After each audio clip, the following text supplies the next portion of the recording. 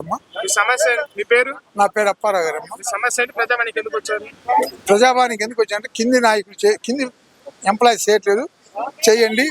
MRO చెప్పినా చేయడు, వాడు కలెక్టర్ గారు చెప్పినా కలెక్టర్ గారు ఎంఆర్ఓ చెప్తాడు, ఎంఆర్ఓ వాడు కింద చెప్తాడు, కింద వాడు చేయడు. ఎందుకు చేయడంటే వాడు డబ్బులు తీసుకోను పైరోలో ఏదో ఉంటాయి, అందువల్ల వాడు చేయట్లేదు.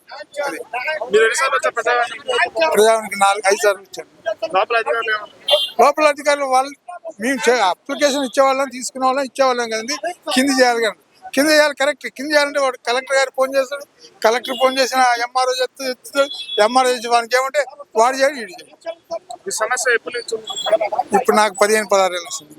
15 నెలల నుంచి, 10 ఏళ్ళు సంవత్సరాల నుంచి. సంవత్సరాల నుంచి. ఇప్పుడు పోయిన గవర్నమెంట్ ఇంటర్వ్యూ ఇచ్చినా ఎవరన్నా రాని తన దగ్గరికి.